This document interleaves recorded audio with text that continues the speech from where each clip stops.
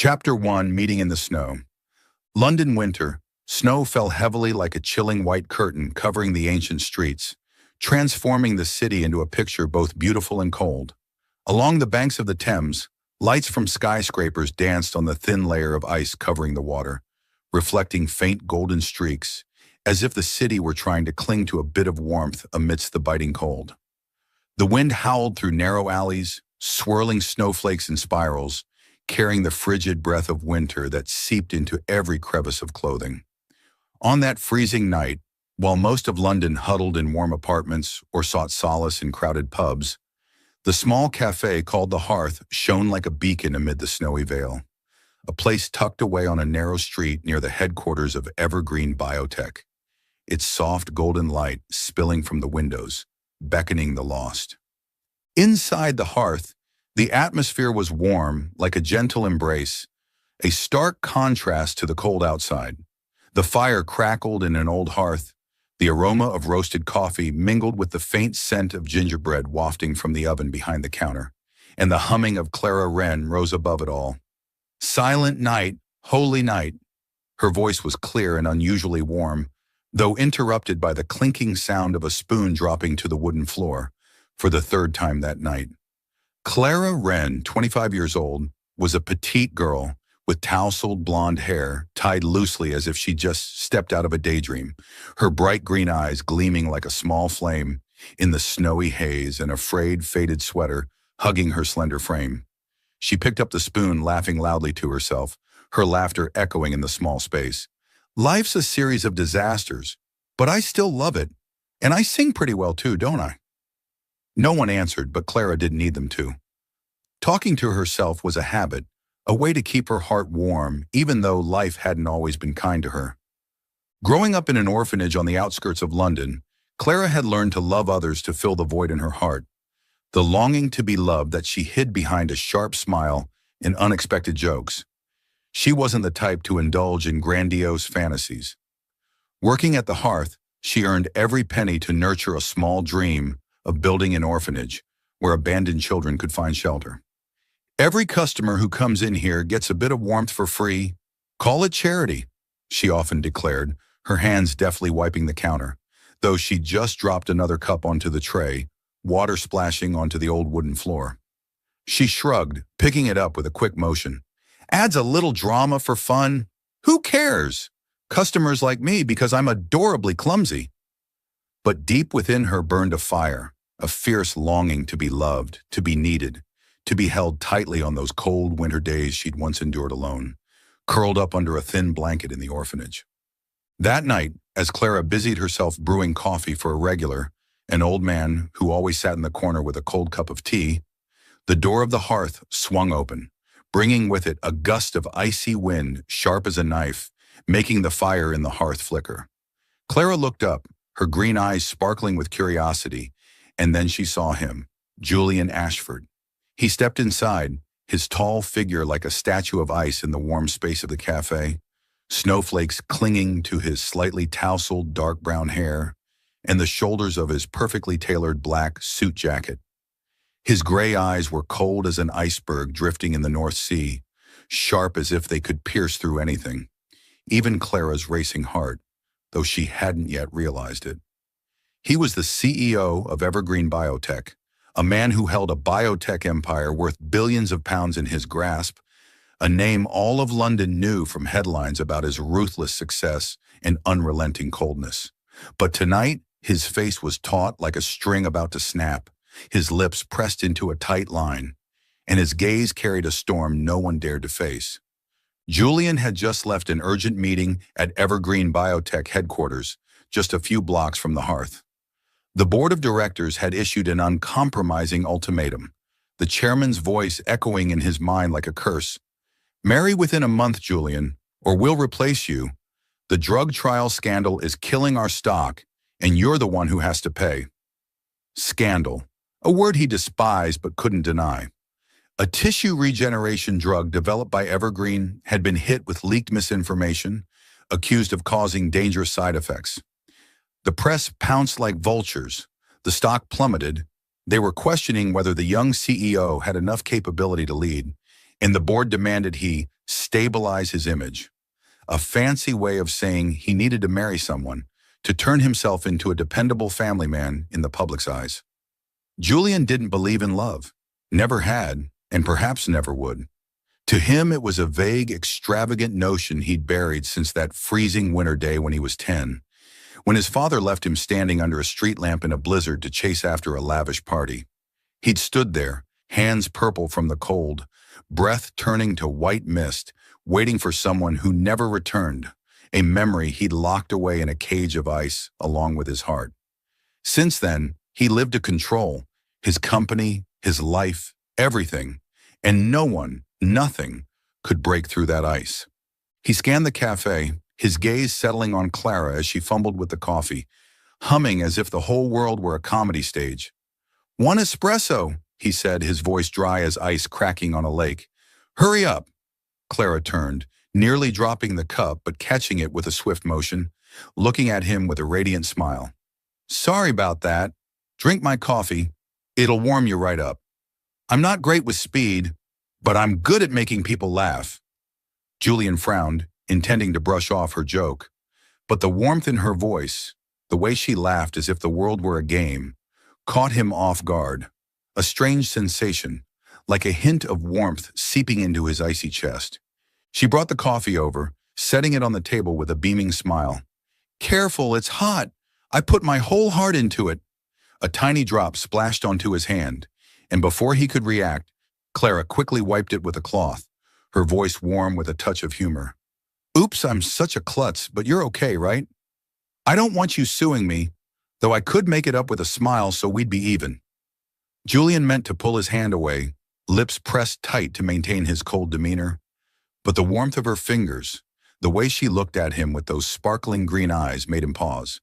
His heart, which he thought was frozen forever, skipped a beat, something that hadn't happened in his 32 years of life. Clara didn't notice. She turned back to the counter, resuming her humming, but Julian's eyes stayed fixed on her, as if she were a puzzle he couldn't solve. He sat at a corner table, hands wrapped around the hot coffee cup, the warmth spreading through his palms but not enough to thaw the cold inside him. Outside, the snow fell relentlessly, the wind howling through the fogged windows. But inside the hearth, an invisible flame had been kindled, a flame Julian didn't yet know would soon consume him. He took a sip of the coffee, the bitterness flooding his tongue, and a thought crossed his mind, crazy but impossible to dismiss. She could be the solution. He set the cup down, his cold gray eyes gazing out the window where the blizzard raged on. The pressure from the board weighed heavily on his shoulders.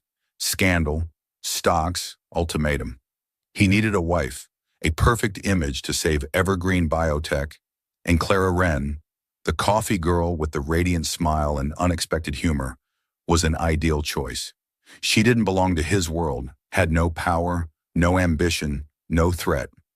A simple deal, he told himself, but deep inside a sense of unease was growing. A premonition that she wasn't just a solution, but something greater he couldn't control. Julian stood, stepping outside, his breath turning to white mist in the frigid air.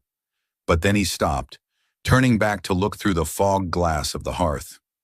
Clara was wiping the counter, singing Silent Night again, and in that moment, he knew he couldn't leave without acting. He pushed the door open once more, his cold gray eyes locking onto her. "You," he said, voice deep and dry, "be my wife. £500,000 to fund scholarships for orphans. Do you agree?" Clara looked up, dropping the spoon to the floor again, but this time she didn't pick it up right away. She stared at him, green eyes wide, then burst into loud laughter, her laugh echoing through the small space. "Are you serious? Oh my God, I thought you were going to demand a refund for that coffee splash." She tilted her head, sizing him up from head to toe, then gave a mischievous smile. "All right, but I'll warn you, I'm not good at keeping my distance, and I love a bit too much. Can you handle that?" Julian nodded, lips pressed tight, thinking it was just a simple deal. Nothing more, nothing less. But he had no idea that Clara Wren, with her warm smile and burning heart, would soon set ablaze the cold world he'd built over all those years. Welcome to Soul Stories. Life can be overwhelming, But here we share heartfelt tales to bring you peace, joy, and inspiration. Your support, every comment, like, and follow, means the world to us. It motivates us to create more meaningful and uplifting stories just for you. Did our latest story touch your heart? Leave a "I am happy" in the comments if you agree. Subscribe now and be part of a community that spreads love, kindness, and positivity. Let's make every day a little brighter together. Chapter 2. The Cold Wedding. The sky was gray, heavy like a leaden blanket, as snow fell silently onto the suburban fields where Ashford Manor stood imposingly amid the white expanse. The ancient building, with its stone walls covered in green moss, steeply pitched roof stained by time, and tall windows etched with old patterns, had once been home to generations of the Ashford family. But now it was merely a cold shell, a memory of winter days no one spoke of, where laughter had been replaced by a heavy silence. Today, the manor was chosen as the site for a discreet ceremony, an event that none of the few invited guests dared to comfortably call a wedding. There were no vibrant fresh flowers on the altar, no lively music from a violin ensemble, just the sound of the wind whistling through the windows and the dim light from old crystal chandeliers hanging from the ceiling of the grand living room, swaying faintly as if trembling in the cold. Julian stood before a large mirror in the dressing room, his hands adjusting his black tie with the cold precision of a machine. The black suit he wore was perfectly tailored, fitting his tall frame snugly, but it couldn't hide the tension etched across his face. His lips pressed into a tight line, his gray eyes sweeping over his reflection as if sizing up an opponent. He didn't want this. Marriage, a word he'd always considered foreign, a concept he'd dismissed since the day his father left him, standing under a street lamp in a blizzard at age 10. Hands purple from the cold, waiting for someone who never returned. But the board of directors at Evergreen Biotech gave him no choice. "You need a wife, Julian," the chairman's voice echoed in his mind, dry and uncompromising. "To quash the scandal, to save the stock, or we'll find someone to replace you." The drug trial scandal, a blemish he hadn't caused but had to pay for. A tissue regeneration drug, Evergreen's Hope, had been hit with leaked misinformation, accused of causing dangerous side effects. The press pounced, stocks plummeted, and now here he was, preparing to marry a girl he'd met only once. Clara Wren, the coffee maker from the hearth, whom he'd chosen because she didn't belong to his world, had no power, no ambition, no threat. A perfect solution, he told himself, but deep inside, an unease was growing, a premonition that she wasn't just a transaction, but something he couldn't control. The heavy doors of the grand living room swung open, and Clara Wren stepped in, bringing with her a gust of cold air from the long, stone-tiled hallway. She wore a simple white dress, not the lavish wedding gown Julian's PR team had prepared, but one she'd picked herself from a small shop near the hearth, its thin, light fabric hugging her petite figure. Worn brown boots peeked out from under the hem, a mark of the simple life she had no intention of hiding. Her tousled blonde hair was loosely tied, a few strands falling across her face, and her green eyes shone brightly like a small flame in the manor's cold expanse. She walked with a confidence tinged with endearing clumsiness, nearly tripping over the red carpet stretched across the floor, but quickly regaining her balance, laughing loudly. "Oh my gosh, I almost fell and became the ugliest bride in history. Good thing the floor isn't as handsome as you. I wouldn't mind." Her laughter rang out, clear and warm, like a spring breeze lost in winter, causing a few nearby board members to pause, their eyes flickering with surprise. Julian turned, his cold gray eyes sweeping over her, but the corner of his mouth twitched, a reaction he couldn't suppress at her joke. Clara wasn't like the women he'd met in high society, those who were always poised, calculating, and distant. She was a gust of wind, free, unpredictable, and full of life. "You're late," he said, his voice dry, trying to maintain his cold demeanor. "The ceremony started 10 minutes ago." He turned away, walking toward the small altar set up in the middle of the room, where an officiant stood ready with a marriage registry book in hand, his stern gaze more suited to presiding over a trial than a wedding. Clara shrugged, stepping closer to him with a radiant smile. What can I do? I had to run from the bus stop because your driver said, "You don't look like a bride." I told him straight, "That's right, I'm more like someone bringing a bit of warmth. Don't worry, I don't charge for it." She stopped in front of him, just a few steps away, her green eyes meeting his without a hint of hesitation. Relax a little. You're tense like you're about to face a shareholders meeting. This is a wedding. At least pretend to be happy.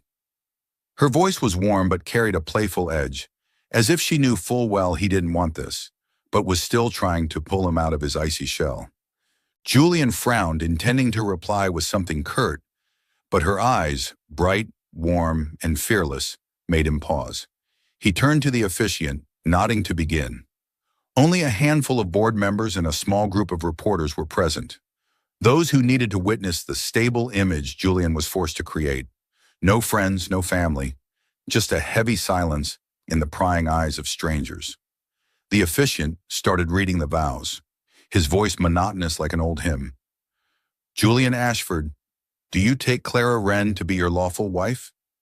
Julian cut him off, his tone icy. I do. He didn't look at Clara, his gaze fixed on the empty space ahead, as if this were just a deal to finalize quickly. The officiant turned to Clara. Clara Wren, do you take Julian Ashford to be your lawful husband? Clara laughed loudly, interrupting him. Hold on, let me check if he's really handsome first. She tilted her head, eyeing Julian from head to toe, then nodded. Yep, he's handsome. I do. But if he can't handle me, I'm not responsible, okay? Her laughter echoed, breaking the tense atmosphere, causing a few reporters to chuckle before masking it with coughs. Julian turned to her, his cold gray eyes flickering with a hint of confusion. But he said nothing, his lips pressed tighter, as if struggling to hold on to the control slipping from his grasp. The officiant presented the rings, 2 simple silver bands, plain with no patterns or gems, just as Julian had requested to keep things minimal. He took one, reaching for Clara's hand, but she thrust hers forward too quickly, nearly causing the ring to drop. Clara yelped, "Oh my gosh, if that ring falls, I'll end up marrying the table." Good thing you're better looking than it. She deftly grabbed his hand, steadying the ring, beaming. See? I'm quick. I won't let you slip away. Julian felt her small hand touch his, warm, soft, the complete opposite of the coldness in his own fingers. A jolt ran through him, making his heart skip a beat, a sensation he hadn't expected and didn't want to acknowledge. He slipped the ring onto her finger, his movement swift like signing a contract, but his eyes inadvertently met hers, those green eyes sparkling like dancing flames. Clara whispered, her voice warm and teasing. I love a little too much. Can you handle it, or are you going to run off? Julian ignored her, pulling his hand back, but her warmth lingered on his skin, an indelible mark. The officiant declared, I now pronounce you husband and wife. There was no applause, just a few camera flashes from the reporters. Julian turned to leave the room, but Clara grabbed his hand, her tone playful. Wait a sec, husband. No kiss? I'm not going to be a bride without one. Julian froze, his cold gray eyes meeting hers, but before he could respond, she stood on tiptoe and planted a quick, warm kiss on his cheek. Swift, tender, and surprising. There, I went first. If you don't return it, I'll tell the press, she laughed, winking. Julian felt the warmth of her lips on his cheek, his heart beating harder, but he masked it with his cold facade. That's enough. Let's go. He led her to the car, a sleek black Bentley waiting in the courtyard. They left the manor in silence, the car gliding through snow-covered fields towards central London. Their destination was Julian's penthouse by the Thames, a luxurious but frigid space, its large glass walls reflecting the hazy lights on the frozen river. As they stepped inside, the vast room unfolded before Clara. Polished marble floors, minimalist steel and glass furniture. Not a trace of warmth, like a museum rather than a home. Julian pointed to a small room in the corner. Your room's there. Keep your distance. This is just a deal. Clara paused, her green eyes glinting as she looked at him, then stepped forward, grabbing his hand with unexpected strength. You think I'm the type of wife who stands back and stares? No way, I'm not good at keeping distance, and I want to be close so you can understand me better. Before he could react, she stood on tiptoe again, but this time it wasn't a cheek kiss. Her lips met his, a fierce kiss like a blazing fire, sweet and full of passion. Julian stood stunned, his gray eyes widening for a moment, but then he couldn't hold back. His arms wrapped tightly around her, returning the kiss with a force he hadn't known he possessed. Clara's warmth spread to him, burning through the ice he'd so carefully built, and in that instant, he knew he'd stepped into something he couldn't control. They parted, their breaths ragged, mingling in the penthouse's cold air. Clara laughed, her voice warm but teasing. See? I told you, I love a little too much, and you just kiss me back. Julian didn't respond, his cold gray eyes fixed on her, but deep inside a fire had sparked, a flame he couldn't extinguish, no matter how hard he tried. Chapter 3. A Night of Passion. Winter enveloped London in a frigid night, and Julian Ashford's penthouse by the Thames stood silently amid the snowy expanse. The large glass walls surrounding the apartment reflected the hazy lights from the frozen river, casting dancing streaks of golden light across the polished marble floor. Outside, the wind howled through every crevice, carrying a chilling wail like an endless soundtrack. But inside, the space was oppressively silent, a coldness that stemmed not just from the temperature, but from the emptiness of the room itself. The minimalist decor of steel and glass bore no paintings, no rugs, no signs of life, like a museum displaying Julian's solitude rather than a home. But tonight, as the penthouse door closed behind Clara Wren and Julian, a different breeze, a warm, uncontrollable one, slipped into this space. Clara stood in the vast living room, her worn brown boots leaving small melting patches of snow on the floor.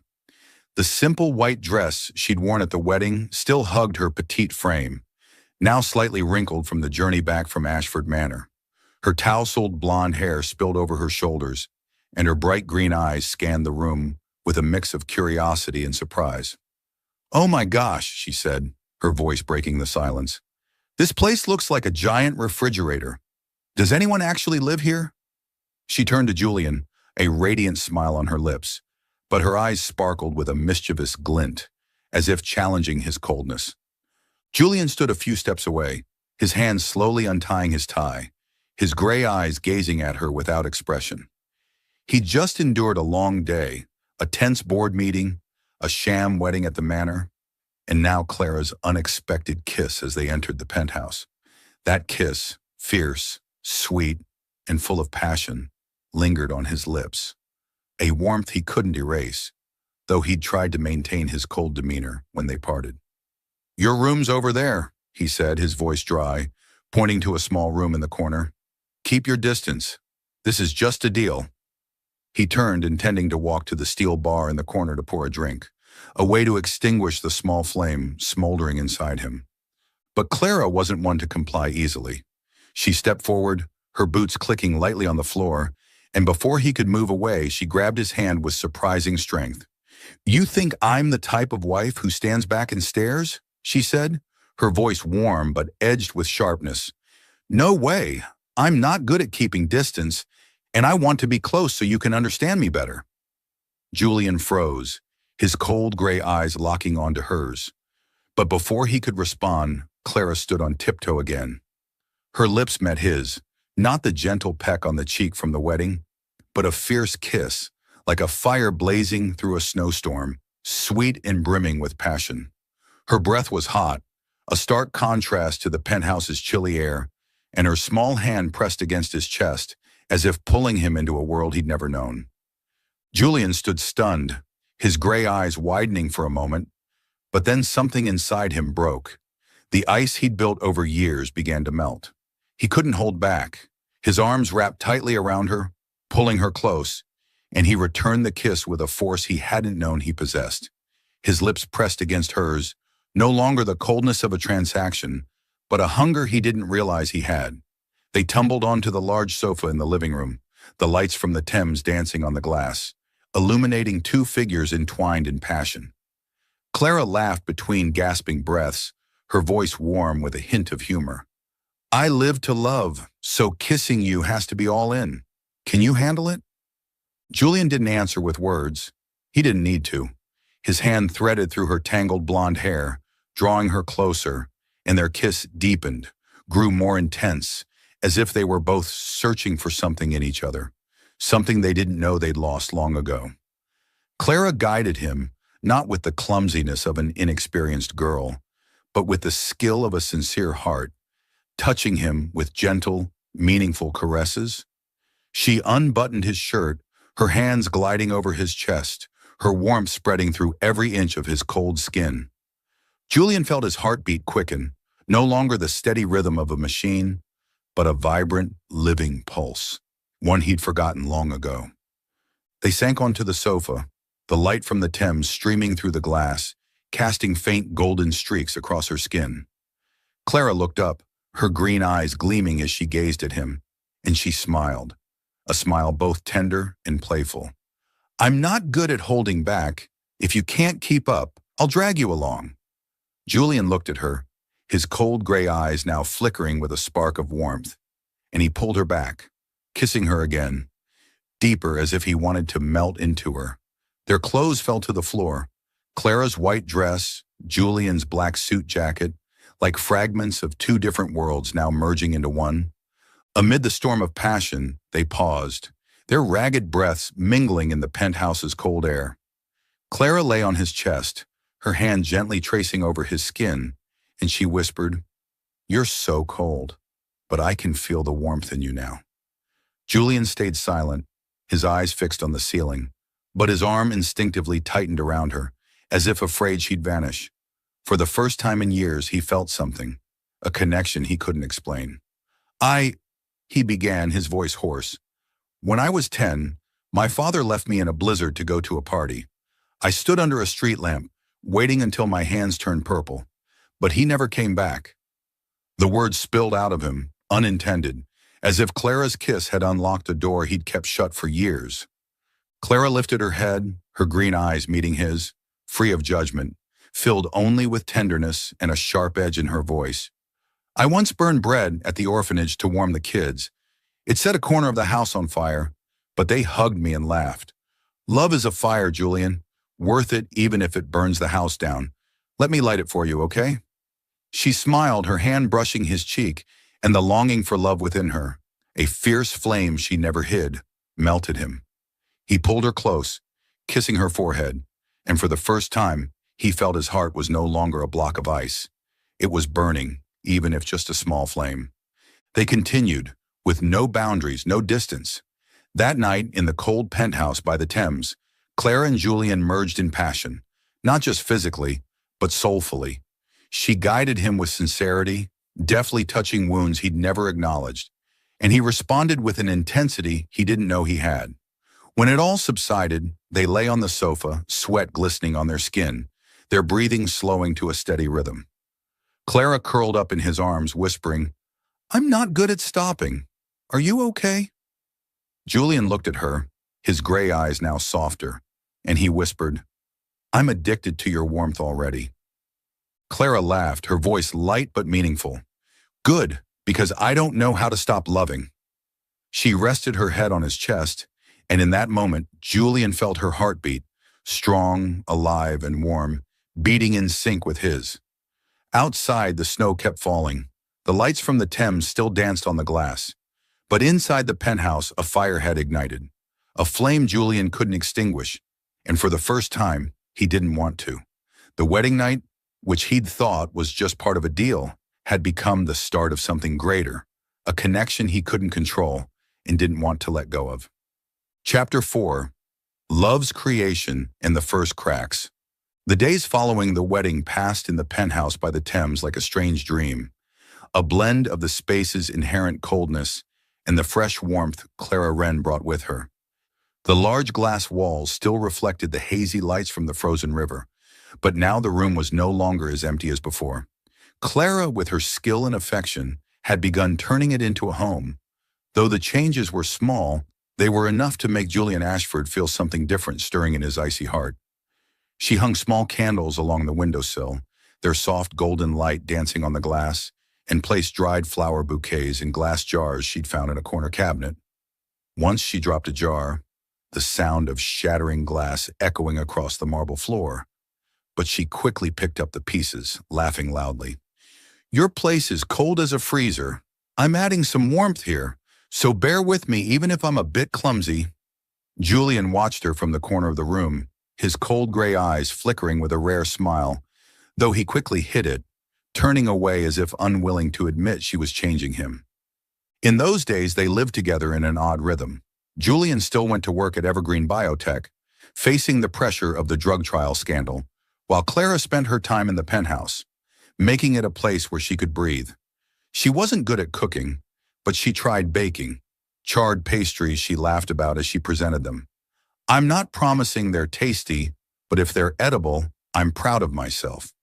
Julian, though he initially frowned, took a bite, and for the first time in his life he found himself genuinely laughing. A short laugh, but enough for Clara to cheer. "See? I made you laugh. I'm better than you think." Those moments, though small, slipped into his heart, gradually melting the ice he'd so carefully built. One evening, as snow fell heavily outside, Clara sat on the large sofa, legs tucked up, holding a mug of hot cocoa.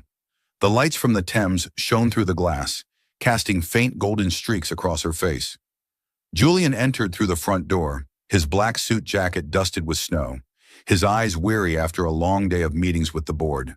He intended to head straight to his room, but Clara called him back, her voice warm. "Sit with me for a bit. I've got something to tell you." Julian paused, looking at her with cold gray eyes, but he didn't refuse. Something in her voice made him unable to walk away. He sat beside her, keeping a small distance, hands clasped as if to maintain a barrier.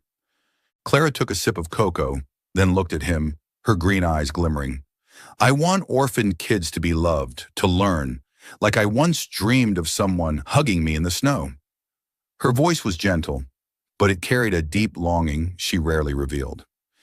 "At the orphanage, I always imagined someone would come, hug me and say, 'Clara, everything will be okay.' But no one ever did. I want those kids not to have to wait like I did." Julian stayed silent, his gaze fixed on her, and for the first time, he felt a small crack in his icy shell, a sympathy he didn't want to acknowledge. "I want to create a place for them, Wren's Wings, a home where they know they're not alone." Julian looked at her, his cold gray eyes now tinged with a spark of warmth. He wasn't used to dreams like this. His life was numbers, strategies, and power. But Clara's voice, the sincerity in every word she spoke, drew him into a world he'd never known. "Evergreen Biotech will fund it," he said, his voice low but firm. "We'll build Wren's Wings, a home for the kids." Clara looked up, eyes wide, then leapt from the sofa, hugging him tightly and spilling her cocoa onto the floor. "You're amazing," she exclaimed, ignoring the brown stain spreading on the marble. "You handle the big stuff. I'll love the kids. That makes us a team." Julian felt the warmth of her embrace, his heart beating faster, but he didn't push her away. He hugged her back gently, as if afraid to break something fragile. In the days that followed, they started the project. Julian secured funding from partners, while Clara deftly connected with the community through her warmth.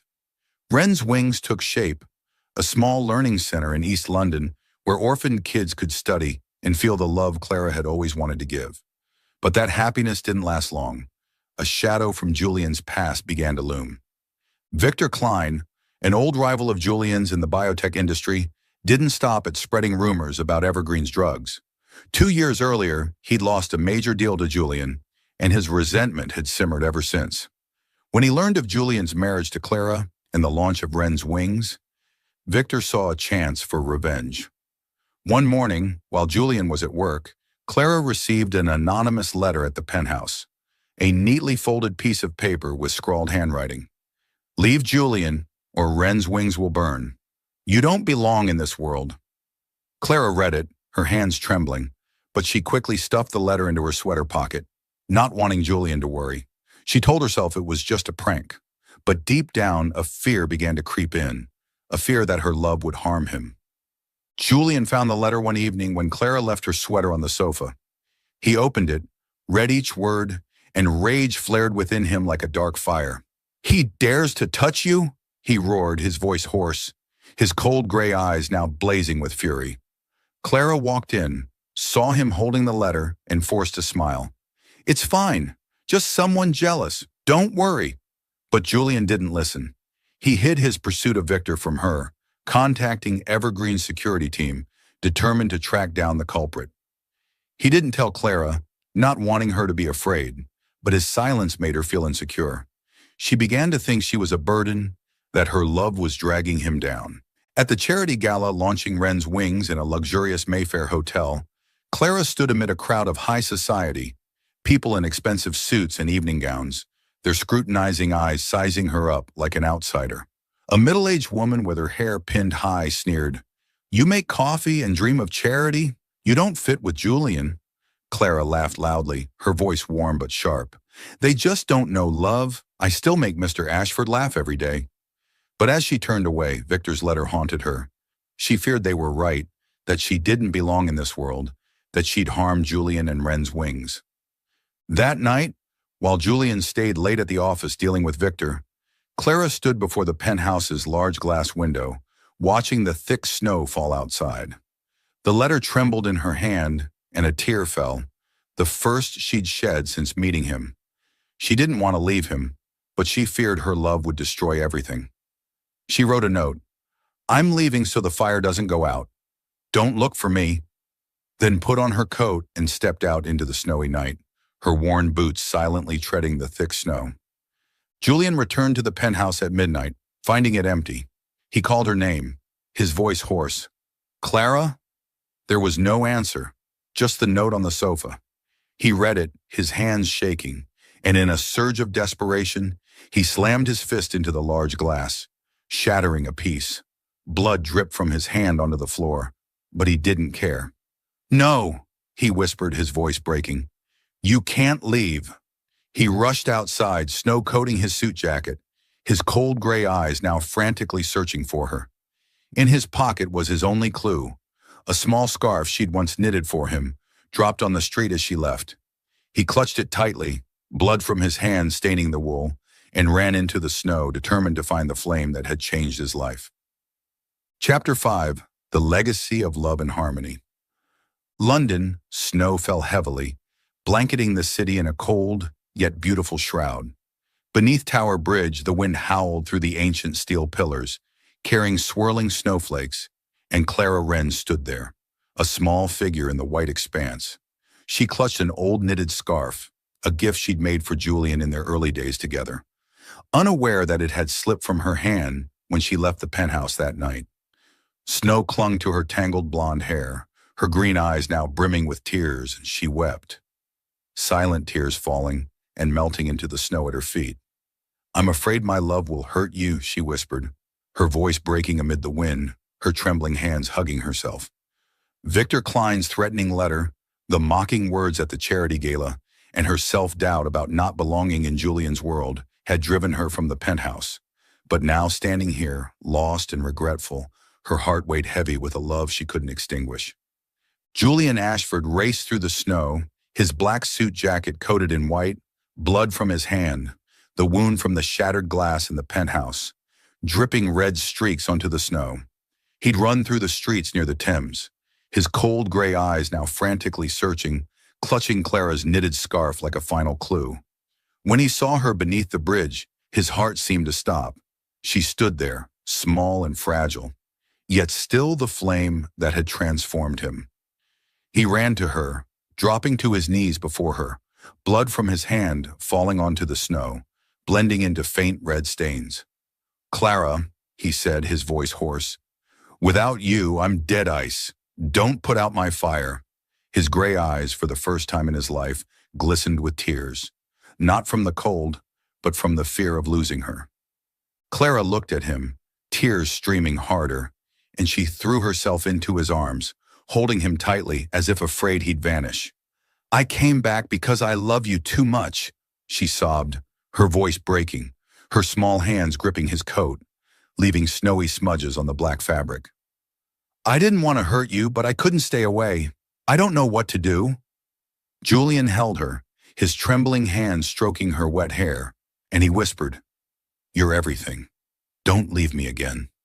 They stood there amid the snow beneath Tower Bridge, two hearts entwined in tears and warmth, and in that moment, all cracks vanished, leaving only love, stronger than the storm around them.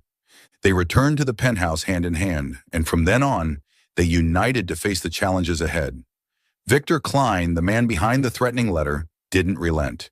He spread fiercer rumors about Evergreen's drugs, causing the company's stock to plummet further. Julian resolved to hold a major scientific conference at Excel London to disclose the data, proving the product's safety, and to launch Wren's Wings as a commitment to the community. Clara, though afraid, agreed to stand with him. "You handle the hard part," she said, her radiant smile returning. "I'll just stand there and make people laugh. We're a team, right?" The day of the conference arrived, XCL London ablaze with lights, hundreds of investors, reporters, and experts gathered in the vast hall. Julian took the stage, his cold gray eyes now steely and determined, presenting transparent data on the tissue regeneration drug. But as he finished, Victor Klein emerged from the front row, standing with a sinister smirk. "She's Ashford's burden," he shouted, pointing at Clara standing near the wings. "A coffee maker. She's dragging him and Evergreen into the abyss." The crowd buzzed, scrutinizing eyes turning to Clara, and Julian gripped the microphone, about to step down and confront him, but Clara was faster. She strode onto the stage, her simple white dress flowing lightly, her green eyes gleaming without a trace of fear. "Mr. Klein," she said, her voice warm but sharp as a blade, "I'm not great at arguing, but I'm good at loving, and I'll burn away your doubts right now." She took the microphone, looking straight at the audience, and shared, "I met Julian in the snow, and he's not just a CEO. He's the one who gave me a home, and together we built Wren's Wings so orphans don't have to wait in the cold like I once did. This is real data, and this is real love." She presented Julian's numbers in her own voice, warm, sincere, silencing the crowd, then sparking thunderous applause. Evergreen's stock soared on the live screen, and Wren's Wings received millions in pledges from moved investors. Victor was escorted out by police when evidence of his hiring hackers surfaced. Julian had quietly worked with the law to turn the tables. After the conference, they returned to the penthouse, more in sync than ever. Clara became pregnant with twins a few months later, laughing loudly as her belly grew. "These two are my fire. You've got to burn with me, okay?" Julian, now gentler, hugged her. "I'll burn for you, and for them." On a freezing winter day, as snow fell thickly outside, Clara went into labor. They rushed to St. Mary's Hospital, and in the delivery room, chaos erupted. Machines blared. One twin's heartbeat weakened, and Clara struggled to give birth. She gripped Julian's hand, tears streaming, her voice trembling. "If I don't make it, you have to love them. Don't let them grow up motherless like I did." Her green eyes blurred with pain and fear, but she still managed a faint smile. "I don't want them growing up in the cold." Julian, eyes red, held her hand tightly, feeling her warmth fading. He leaned down, singing "Silent Night," the song she'd sung at the hearth, his voice hoarse but filled with love. "Silent night, holy night. You're the fire you have to burn. I'm here." His singing rang out amid the chaotic beeping, like a prayer, and Clara smiled weakly, squeezing his hand. The doctors rushed in, opting for an emergency C-section, a race against time. After tense minutes, the cries of two baby boys echoed, Oliver and Theo, tiny, pink, and alive. Clara was saved, though exhausted, and she cradled them, smiling faintly. "I burned my all. Now you love them for me, okay?" Julian embraced all three, tears falling onto her cheek, and he whispered, "You're my everything." The family reunited in joyful tears, and from then on, they built a grand legacy. Wren's Wings flourished, establishing dozens of learning centers across the UK, helping thousands of orphans find the homes and love Clara had once dreamed of. Evergreen Biotech, under Julian's leadership, became a global titan, pioneering sustainable biotech, bringing health and hope to humanity. The penthouse by the Thames was no longer cold. It overflowed with Oliver and Theo's laughter, Clara's candles, and the love of a family that had overcome every trial. Chapter 6. Eternal Happiness. 40 years later, snow fell lightly over the London suburbs, where narrow cobblestone roads now shimmered under a fine white layer beneath the faint late-day sun. The home of Julian and Clara Ashford nestled amid fields of golden, dried grass, far from the bustling city center they once called home. It was a small wooden house with a sloped, snow-dusted roof and a white picket fence, not as luxurious as the penthouse by the Thames from years past, but brimming with warmth and memories. The garden Clara had planted decades ago bloomed vibrantly around the fence, clusters of yellow daisies, wild roses, and dried lavender standing resiliently through the winter, a testament to their enduring love. Smoke curled from the chimney, carrying the faint scent of burning wood into the cold air, and the sound of children's laughter echoed from the front yard, where their grandchildren played in the snow. Clara Wren, now Clara Ashford, sat on an old swing chair on the porch, a thick wool blanket wrapped around her shoulders. Her hair was now white, long and tousled as ever, but her green eyes still sparkled with an undimmed light, a small flame that time couldn't extinguish. At 65, she retained her radiant smile, though deep wrinkles marked her face, each one a story of 40 years of love and trials. Beside her was Julian Ashford, 72, his once dark brown hair now silver, his once fearsome coal gray eyes now gentle and deep, like a winter lake reflecting light. He sat close to her, his left hand holding hers under the blanket, his right cradling a mug of hot tea, steam rising to blend with the chilly air. They didn't speak much, simply sitting there, listening to the soft fall of snow on the roof and the wind rustling through the bare branches in the garden. 40 years had passed since that wild wedding night in the penthouse. The night Clara kissed him, melting the ice he'd so carefully built, pulling him into a world of fire and love he never thought he'd belong to. Since then, they'd faced everything together: the evergreen biotech scandal, Victor Klein's threats, the days Clara fled into the snow, and the life-or-death moment when she gave birth to their twins, Oliver and Theo. Their love wasn't just a personal tale. It had grown into a vast legacy, spreading across the world through Wren's Wings and Evergreen Biotech. Wren's Wings, the charity Clara dreamed of from her lonely orphanage days, had become a global network, with hundreds of learning centers across 5 continents, supporting millions of orphans with homes, education, and the love she'd once craved. Evergreen Biotech, led by Julian and later by their sons Oliver and Theo, had risen to become the world's leading force in regenerative medicine, pioneering sustainable biotech, bringing health and hope to billions, an empire built not just on profit, but on the human values Clara had instilled in him. On a peaceful winter afternoon like any other, Clara rested her head on Julian's shoulder, her voice warm with a hint of humor. "I've been burning you up for 40 years. Tired yet?"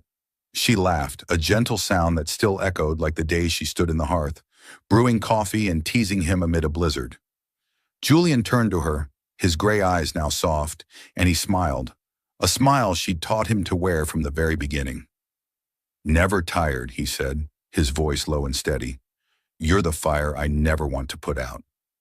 He leaned down, kissing her forehead, the warmth of his lips spreading across her wrinkled skin, and Clara closed her eyes, savoring the moment as if they were still the young couple in that penthouse long ago.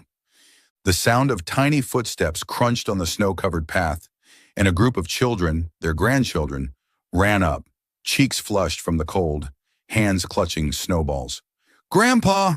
Grandma!" A 5-year-old girl with blonde hair like Clara's cheered. "Tell us a story. How you met?" The other kids gathered around the swing chair, eyes wide with curiosity, and Julian chuckled, a rare sound Clara had always cherished from the start. "All right," he said, setting his tea down, pulling the blanket over the legs of the children sitting on the ground. "But your grandma has to tell it with me. She's the one who started it all." Clara laughed heartily, sitting up straighter, her green eyes twinkling as she looked at the kids. "Yep, it was me, because your grandpa was stiff as a block of ice back then." She tilted her head, her voice warm with a touch of mischief. "Way back when, I worked in a little coffee shop, and he walked in, face all tense like he was heading to a shareholders meeting, telling me hurry up with his coffee. I dropped a spoon, nearly spilled coffee on his hand, but I laughed, and he didn't know what to do with me. The kids giggled and Julian cut in, his voice deep but full of affection. Your grandma kissed me until I melted in the snow. Love is a fire that never goes out, and she set me ablaze from that first night. Clara hugged his arm, continuing. We fought. I ran off, but he found me under a bridge in the snow, hands bleeding but still kneeling to beg me back. Then we had your parents, Oliver and Theo, and built Wren's Wings so kids like you wouldn't have to wait in the cold like I did. The children fell silent, eyes round, and a little boy asked, Were you scared? Julian looked at Clara, his gentle gray eyes locking with hers, and he said, Yes, but your grandma taught me that love is worth burning for. The kids cheered, running off to play in the snow again, their laughter echoing across the field. Clara leaned her head on Julian's shoulder, whispering, They're like us when we were young, always running, always loving. Julian squeezed her hand tighter, feeling the warmth from her frail fingers, and he whispered, I've been addicted to you since that first night, forever. They sat there, watching the snow fall gently, flakes glinting in the fading light, the space filled with peace, a peace they'd built over 40 years. The suburban house wasn't just where they lived, it was a symbol of their lasting love. Inside, photos on the walls chronicled their journey. Clara and Julian on their wedding day, Clara holding Oliver and Theo in the hospital, the opening of the first Wren's Wings Center, and trips around the world as Evergreen Biotech expanded. Oliver and Theo, now middle-aged men, had taken over the company, elevating it to new heights with sustainable regenerative tech, while honoring their parents' promise, dedicating a portion of profits to Wren's Wings. The charity was no longer just Clara's dream. It was a flame spreading worldwide, warming millions of orphans with education, love, and hope. As the sun set, painting the sky a soft orange, Julian stood, helping Clara inside. The kids followed, bringing the last snowballs, and the little house filled with laughter. Clara sat by the fireplace, watching Julian brew tea, a skill he'd learned from her over the years, and she smiled. You're still handsome as ever, though a bit slower now. Julian laughed, placing the mug in her hands. You're still my fire. Even with silver hair, you burn. They sat together hand in hand, listening to the fire crackle, while outside snow continued to fall, blanketing the small house. Their love, from that wild night in the penthouse decades ago, had become an eternal legacy, warming the world. Oliver and Theo, their grandchildren and millions of children through Wren's Wings, bore witness to that flame, a fire that never died, no matter how much time passed. Julian looked at Clara, his gentle gray eyes embracing her, and he knew 40 years wasn't an end, but the beginning of an eternity they'd walk together. Thank you for following this heartfelt story of Soul Stories channel. Share your thoughts about the story in the comments below. If you believe that true love can withstand all trials and sometimes begins in the simplest of ways, don't forget to hit the like button and share this story with your friends. To never miss out on touching and meaningful stories, subscribe to our channel and help us spread messages of love and warmth to everyone. Let's cherish the beautiful moments of life.